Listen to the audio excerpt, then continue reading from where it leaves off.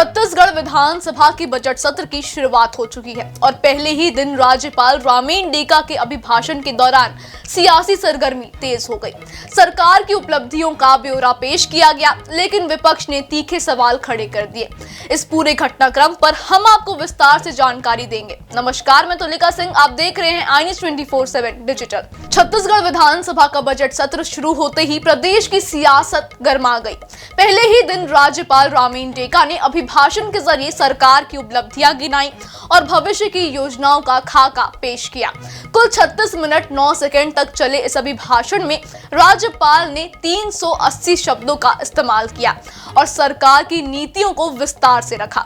लेकिन जैसे ही अभिभाषण खत्म हुआ, विपक्ष ने मोर्चा खोल दिया। अपने अभिभाषण में राज्यपाल ने कहा कि प्रदेश में अब 24 घंटे सातों दिन दुकानें खुल सकेंगी, जिससे व्यापार और रोजगार के नए अवसर पैदा होंगे।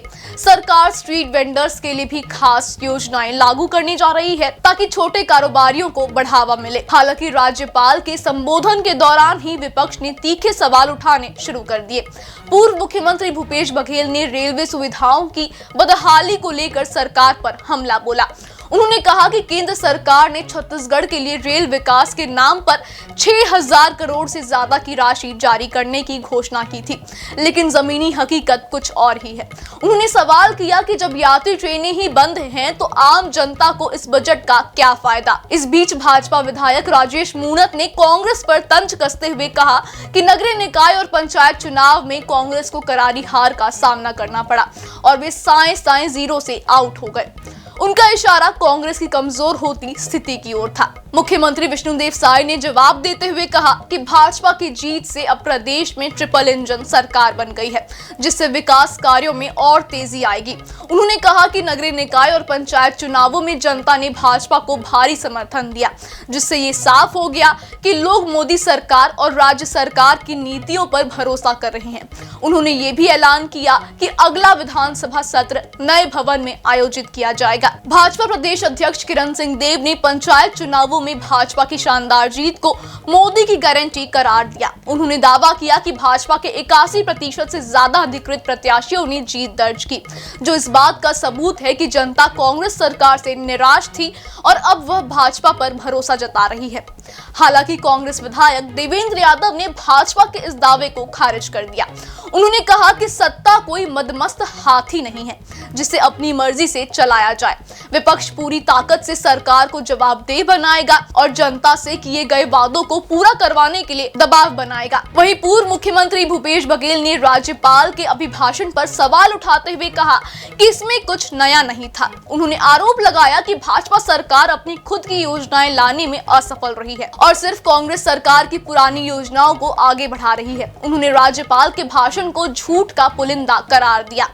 वहीं मंत्री विजय शर्मा ने विपक्ष के आरोपों को नकारते हुए कहा कि भाजपा सरकार खामोशी से अपने वादों को पूरा कर रही है। उन्होंने बताया कि सरकार ने अब तक 5 लाख भूमिहीन मजदूरों के खातों में सीधे आर्थिक सहायता भेजी है। साथ ही उन्होंने कहा कि कांग्रेस चुनाव हार चुकी है, इसलिए अब वह बेवजह तर्कहीन बातें कर रही है। इस पूरे घटनाक्रम के बीच विधानसभा अध्यक्ष रमन सिंह ने बजट सत्र की कार्यवाही को लेकर जानकारी दी। उन्होंने बताया कि इस सत्र में कुल 17 बैठकें होंगी और 3 मार्च को वित्त मंत्री ओपी चौधरी सरकार का बजट पेश करेंगे।